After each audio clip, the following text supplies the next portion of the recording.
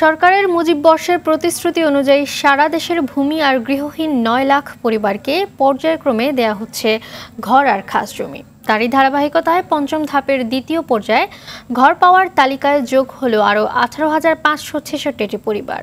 সকালে গণভবন থেকে ভার্চুয়াল মাধ্যমে দেশের বিভিন্ন জেলা উপজেলায় এই ঘর আর খাস জমি তুলে দেন প্রধানমন্ত্রী শেখ হাসিনা। একই সঙ্গে দেশের ২৬ জেলার সব উপজেলা সহ আরও নতুন ৭০টি উপজেলাকে ভূমি ও গৃহহীন মানুষ মুক্ত ঘোষণা করেন সরকার প্রধান।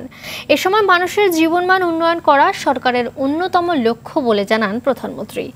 এছাড়া সম্প্রতি ঘূর্ণিঝড় রেমালের প্রভাবে ক্ষতিগ্রস্তদের তালিকা তৈরি করা হয়েছে জানিয়ে তাদের সবাইকে নিজ নিজ প্রয়োজন অনুযায়ী সহায়তার কথাও জানান সরকার প্রধান।